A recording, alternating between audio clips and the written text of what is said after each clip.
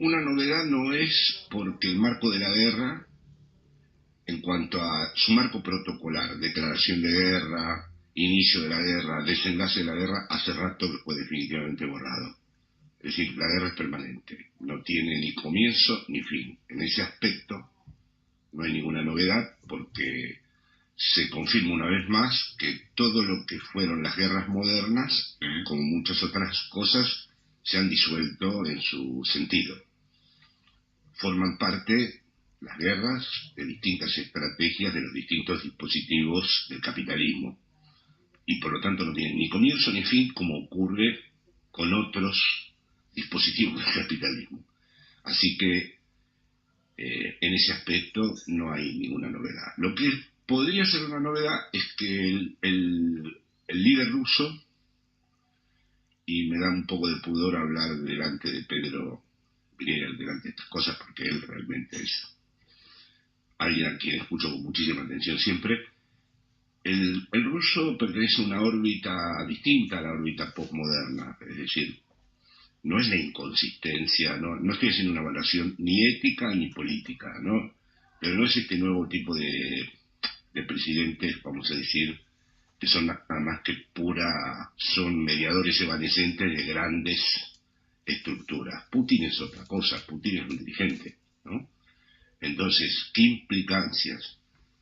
Putin hace 2 meses y medio atrás dijo que estaba a su disposición misiles nucleares que podían llegar perfectamente a los Estados Unidos. Y ahí el bravucón no dijo nada. Y lo afirmó. Y no creo que Putin haya dicho esto de manera, como podríamos decir, es un ajedrecista, es la KGB, es una historia, vamos a decir, de gran cálculo político, ¿no? Entonces, por el lado de tu pregunta, la guerra no es una novedad. Lo que podría ser una novedad es una nueva polarización mundial que reordene muchas cosas, donde hay que situar la guerra comercial entre Estados Unidos y China, que hay que ver si tiene uñas de guitarrero el tipo, y luego la participación de Rusia en eso. Hay de todos modos, estamos transmitiendo por Facebook Live, ¿eh? Quiero avisar como estamos haciendo también todos los sábados, sobre todo con los pasajes con los entrevistados. Hay quizás sí la novedad, se suma Pedro también a esto, por supuesto, digo a la mesa, no la opinión, de que en todo caso Jorge es alemán y nos visita, lo que se advierte es una lucha en todo caso de potencias industriales y comerciales, si querés, contra Estados Unidos y de Estados Unidos contra ellas. Lo que no parece estar habiendo, y esto el otro día lo charlamos en la producción del programa y dijimos, vamos a empezar producciones con esto, porque la verdad, si es por la coyuntura de la política cotidiana, valga la redundancia, ya empezás a aburrirte, acá y en casi todas partes. En cambio, cuando te plantás por sobre esa coyuntura, te encontrás, por ejemplo, con esta pregunta: más allá de las guerras, de los conflictos en torno de lo comercial y lo industrial, China, Estados Unidos, Rusia, Estados Unidos, lo que no parece haber es en ninguna parte un proyecto colectivo. No, está en el lugar. Un proyecto ideológico. No, está en el lugar del proyecto colectivo. Son correlativos. Es bueno lo que dijiste antes, porque cuando yo llego a Buenos Aires tengo la sensación de que el mundo se desvanece, salvo cuando escucho a Rieger. Yo digo, los argentinos un día van a ver un hongo atómico y mientras están discutiendo la intervención del PJ van a descubrir que hay un gran hongo nuclear que tomó el mundo, porque hay un efecto cuando uno llega aquí de que la interna, como dicen ahí, es tan poderosa, sí, que te das. Entonces me parece muy bien tu señalamiento, porque es verdad que el otro día se me ocurrió abrir un diario internacional y volví por un instante a mi realidad allá. Yo en Madrid leo de España lo último.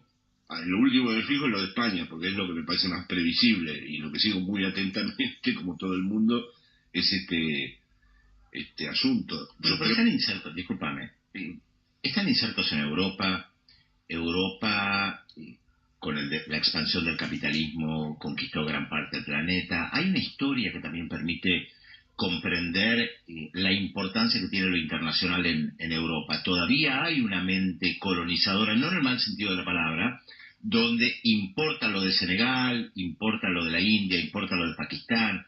Hay un vínculo muy fuerte, hay colectividades en esos países que están insertos. Por lo tanto, me parece que la centralidad de Europa, esto que nosotros muchas veces criticamos, hace que también vos cuando estás en Madrid sientas que todo lo que pasa en Europa o incluso en el norte de África o incluso en América Latina o en la India, por ejemplo, sea como parte tuya. El desarrollo de la Argentina fue completamente diferente, Sí, claro. más allá de lo geográfico. De acuerdo, sí. No, sigue siendo decisivo. Por ejemplo, el fenómeno chino.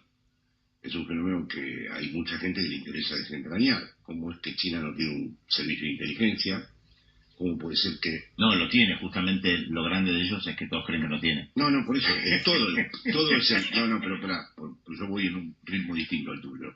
No tienen un servicio de inteligencia porque todo es una estructura de inteligencia. Es decir, que un gobernador chino no vale nada al lado de un miembro del Partido Comunista. Luego he visto los congresos del Partido Comunista, el aporte del camarada Lin Chin al marxismo-leninismo. Ahora, yo digo, ¿qué es esto? ¿Cinismo a la China?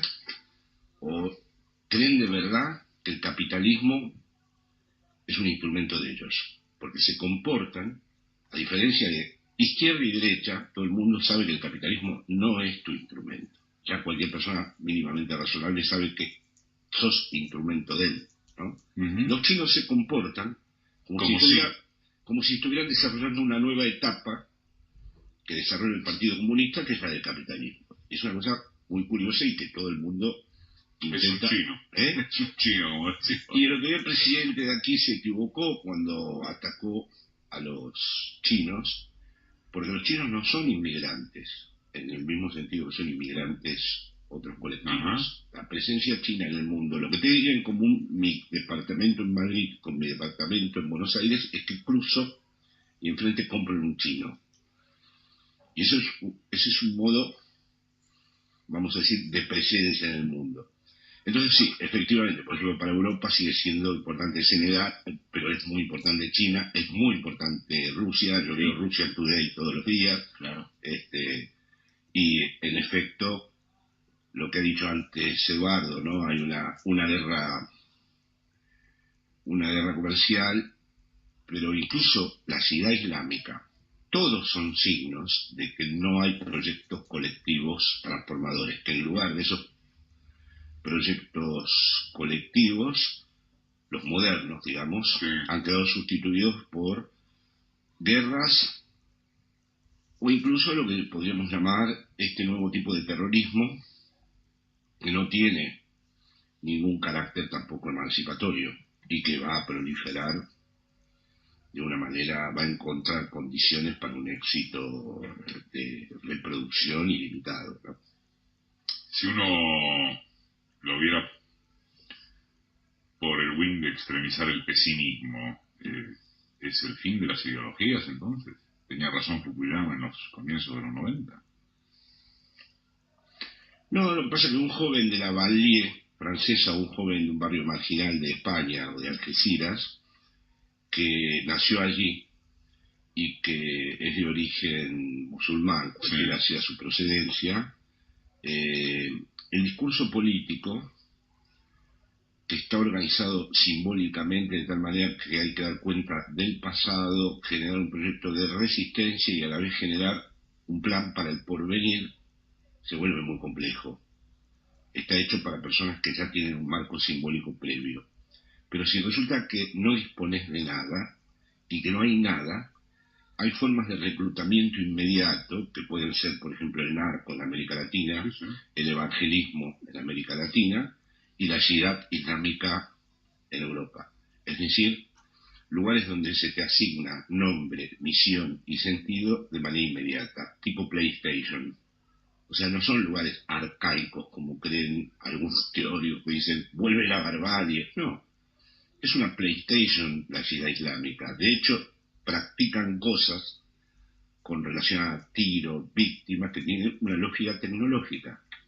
Es decir que, en ese sentido, no es el fin de las ideologías, sino que la izquierda empieza a tener graves problemas estructurales para construir un relato y transmitirlo, porque las exigencias del relato emancipatorio implican legados, interpretación de los legados, proyectos, no solo resistencia, sino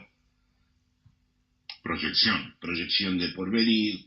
Bueno, todo esto moviliza o exige la movilización de un orden simbólico que, digamos, el mundo que se prepara no es para eso. Se prepara un mundo deshistorizado, un mundo sin legados, un mundo de gente suelta, un mundo de gente sin inscripción, que en todo caso busca un destino. Bueno, entonces ahí sí tenemos un pequeño problema en cuanto a, no el fin de las ideologías, pero sí parece haber un colapso de todos los grandes proyectos, tanto personales como sociales, de transformación elaborados en la modernidad. Está Jorge Alemán, después de algunos avisos. Vamos con Jorge Alemán, que está en Argentina, entre otras cosas, porque se presenta el jueves su libro sobre Lacan y las lógicas de la emancipación. Jorge... Perdón, es un libro de 30 autores. De 30 autores sobre textos de Jorge Alemán. No, está bien, no fue rigurosa mi presentación. ¿Cuáles son las buenas noticias, si es que las hay? Yo me acuerdo que en oportunidad de presentarte en una suerte de reportaje abierto en Caras y Caretas el año pasado, surgió algo así, y vos hablaste de la necesidad de tratar de crear algo nuevo, de que se elija algo que pudiera tratarse de una suerte de nueva religión o cosa por el estilo en la cual confiar. Me acuerdo que previniste a toda la audiencia que estaba allí a propósito de decir, por favor entiendan en qué sentido estoy hablando. Una nueva creencia, una nueva utopía, algo en lo cual.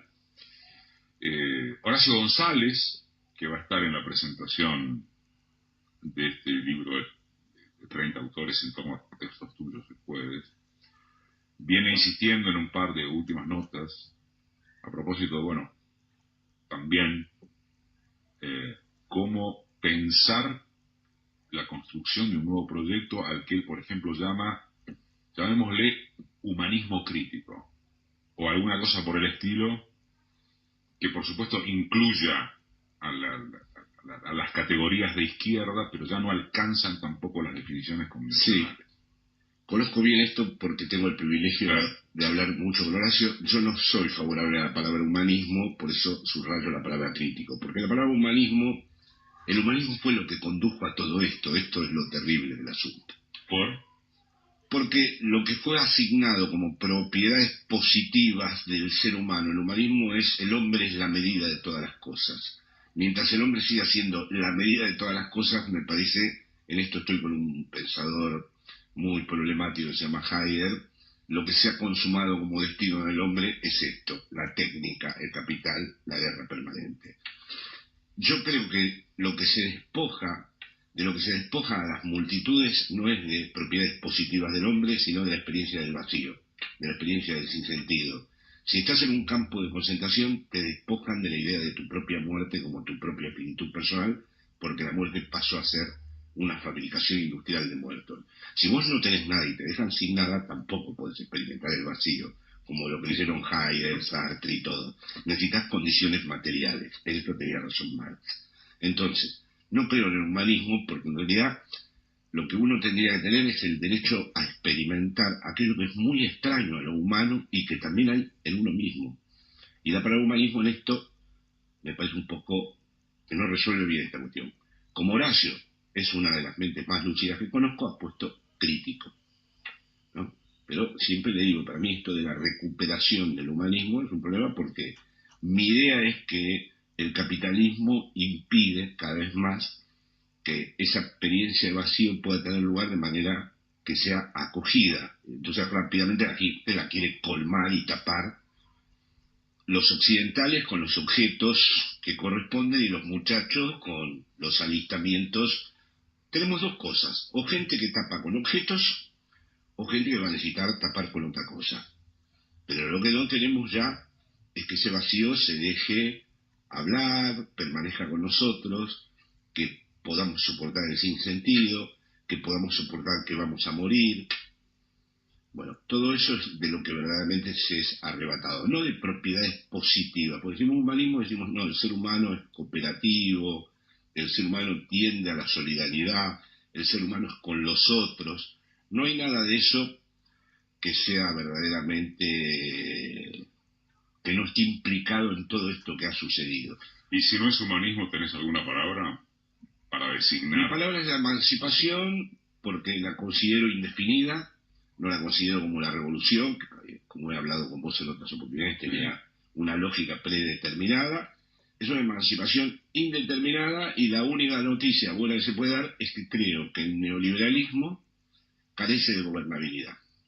No tiene un principio de gobernación. Si el mundo o de gubernamentabilidad, como se dice ahora, o de gobernanza, si el mundo se puede sostener con esto, bueno, ya lo veremos. Pero es verdad que, a diferencia del liberalismo clásico, que era el marco capitalista moderno, sí, división de poderes, Estado de Derecho, sí, libertad de mercado y estructura parlamentaria, el neoliberalismo es una lógica empresarial económica que se ha apropiado del Estado y que no logra gobernar.